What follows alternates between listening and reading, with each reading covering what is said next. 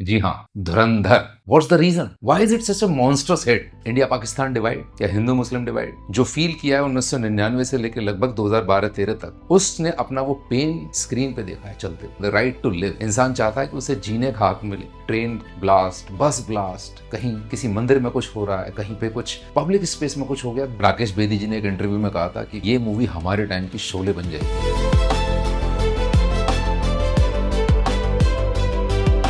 नमस्कार दोस्तों, आइए आज बात करते हैं एक ऐसे तूफान के बारे में जो हमारे देश के सिनेमा घरों में पिछले 2 हफ्ते से आया हुआ है और थमने का नाम नहीं ले रहा है। धुरंधर। धुरंधर। धुरंधर। जी हाँ, धुरंधर। एक ऐसी मूवी जो छाई हुई है पूरे हिंदुस्तान में और लगातार चल रही है। What's the reason? Why is it such a monstrous hit? इतनी बड़ी हिट और जोरदार चल रही है। एक बहुत अच्छी स्क्रिप्ट या फिर एक टाइट स्क्रीन प्ले या गजब का परफॉर्मेंस सारे एक्टर्स के द्वारा या फिर एक बहुत ही गजब का background music. India Pakistan divide या हिंदू मुस्लिम डिवाइड, कुछ भी एंगल हो सकता है। ये सारी चीजें या फिर इनमें से कुछ या फिर कुछ और ही। Everyone has their own theory. मैंने भी अपनी एक थियरी लगा दी। मुझे पर्सनली यार ये लगता है कि मतलब इस मूवी ने ना लोगों को पर्सनल लेवल पे टच किया है। लोगों ने अपना दर्द जो फील किया है 1999 से लेकर लगभग 2012-13 तक, हर इंडियन ने उसने अपना वो पेन स्क्रीन पे देखा है चलते। उस समय हम लोगों से हमारी एक बेसिक ह्यूमन डिग्निटी होती है वो छीन ली गई। मतलब राइट टू लिव। इंसान चाहता है कि उसे जीने का हक मिले। दैट सेफ्टी, सिक्योरिटी, कि हाँ मैं घर से बाहर निकलूंगा, ट्रेन में चढ़ूंगा, बस में चढ़ूंगा, किसी पब्लिक स्पेस में जाऊंगा, आई एम सेफ, वो हमसे छीन लिया गया। आए दिन अखबारों में ट्रेन ब्लास्ट, बस ब्लास्ट, कहीं किसी मंदिर में कुछ हो रहा है, कहीं पे कुछ पब्लिक स्पेस में कुछ हो गया। This was a norm of those days. और वो पेन हम जब स्क्रीन पे देखते हैं ना, हम पर्सनल लेवल पे कनेक्ट करते हैं कि ये सब कुछ तो हमारे साथ हुआ है। दुख ना सिर्फ अगर आप किसी को सुना दो अपना, जरूरी नहीं है दुख आपका कम हो जाए, कोई आपकी सुन ले, लेकिन उसके सुनने से ना आपको एक तसल्ली हो जाती है। तो जब आप वो सारी चीजें जो हमारे साथ इंडियंस के साथ 1999 से लगभग 10-15 सालों तक हुई, कि आए दिन ब्लास्ट हो रहे हैं, लोग बेगुनाह लोग मर रहे हैं, कोई भी सेफ नहीं है, वो सब चीज हमने देखी है। और उसको कुछ कॉन्टेक्स्ट दिया गया, उसको कुछ बैकग्राउंड भी दिया गया कि ये चीजें इस वजह से हुई। हो सकता है उस बैकग्राउंड के साथ आप एग्री करें ना करें, ये आपकी मर्जी है, लेकिन एक क्लोजर इंसान को चाहिए होता है कि हाँ यार ये सब कुछ हमारे साथ हुआ और ये इस वजह से शायद हुआ होगा।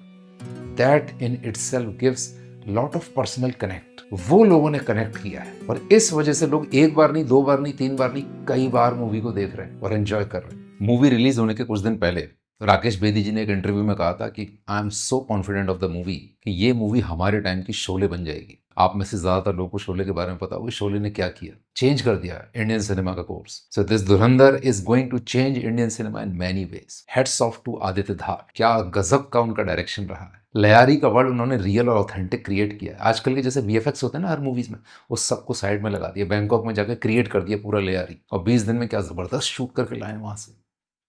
उन्होंने एक और इंपॉर्टेंट चीज की इसमें, उन्होंने ना विलेन को पूरा बनाया है। रामायण सुनने में, देखने में क्यों मजा आता है हमें, रावण अपने आप में एक इतना बिग कैरेक्टर है, इतनी उसकी खतरनाक पर्सनैलिटी है। जब राम एंड में उसे मारते हैं तब रामायण में मजा आता है। तो यहाँ पर उन्होंने लयारी में जो गैंग वॉर दिखाया है, एक एक कैरेक्टर को जो उभरने का मौका दिया, भले वो अक्षय खन्ना हो, अर्जुन रामपाल वगैरह वगैरह, इतने सारे लोग, वो चीज इंडियन मूवीज में आज मिसिंग। कोई भी आप एक्शन पॉट बॉयलर देख लो, कोई सी भी बड़ी एक्शन ब्लॉकबस्टर मूवीज देख लो, सब में ना एक जोकर बना के रख दिया विलेन का। थोड़ी सी देर के लिए एंड में उसे दिखाएंगे और मार दिया, खत्म। पूरी कहानी में शुरू से लेकर एंड तक हीरो ही रहेंगे, उनके नाच गाने रहेंगे, उनके चेस सीक्वेंस रहेंगे, पूरा फोकस सिर्फ हीरो पे। That is going to change with this movie maybe। अगर परफॉर्मेंसेस की बात करें तो सबसे पहले अपने रणवीर सिंह, वो अपना टैलेंट कितनी बार प्रूव कर चुके हैं। भले ही फिर वो रामलीला हो, पद्मावत हो, गली बॉय, सिम्बा, कितनी सारी मूवीज में अपना टैलेंट इतना वर्सेटाइल परफॉर्मेंस से प्रूव कर चुके हैं। Again he is in his elements. Akshaye Khanna, जिन्होंने 1997 में डेब्यू किया हिमालय पुत्र से, I have been his fan since then. जब वो शाउट करते हैं, उनका शाउटिंग एक ऑथेंटिक शाउटिंग लगता है, मतलब आदमी अंदर से हिल जाता है उनकी शाउटिंग सुन के। और जो उनके परफॉर्मेंस की जो सबसे अच्छी बात मुझे जो लगी, कुछ चीजें होती हैं स्क्रिप्ट में, कुछ चीजें बताता है डायरेक्टर, लेकिन कुछ चीजें होती हैं आपकी खुद के अंदर की यूनिक, जो सिर्फ एक्टर स्क्रीन पर लेके आता है। तो उन्होंने इतने सारे ऐसे मूवमेंट इस मूवी में दिए हैं ना, जब वो डायलॉग डिलीवरी दे रहे हैं या सिर्फ किसी चीज को देख रहे हैं, तो वो एक जो खालिस सॉलिड एक्टर की जो बात होती है ना, वो निकल के आई है। और लोग इतने 28 साल बाद ही सही उनके टैलेंट को पहचान रहे हैं, उनको मतलब हीरो वर्शिप कर रहे हैं। I am so happy for Akshay Khanna. Arjun Rampal की स्टोरी, जब उन्होंने डेब्यू किया, he was a model, he has come through this journey in so many years. और पहले बिल्कुल भी एक्टिंग उनको आती नहीं थी, to be very frank. Graph धीरे धीरे राजनीति में उन्होंने बहुत अच्छा रोल किया, धीरे धीरे ग्रो किए हैं। और अब देखो क्या सबका टेरर बनाया बंदे ने, मेजर इकबाल के जैसे। रही बात आर माधवन और संजय दत्त, प्रो हैं भाई, खिलाड़ी हैं, तो उन्होंने अपने रोल में वैसे ही रम गए। I was very much surprised with the performances of Gaurav Gera and Rakesh Bedi. यार उन दोनों को हम देख चुके हैं, कितने गजब की कॉमेडी करते हैं, लेकिन उनको ऐसे सोच पाना कि वो इतने सीरियस रोल करेंगे और इतने अपने नेचुरल फ्लेवर के साथ, वो अपने आप में एक मास्टरपीस निकला। तो परफॉर्मेंसेस हैं, डायरेक्शन है। आई होप अब मूवीज बने ना, उनमें story should be the hero, screen play should be the hero. मजा आएगा ऐसी मूवीज को देखने में, जहां पे मतलब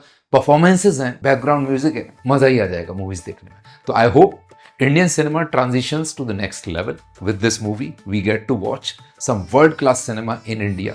All the best.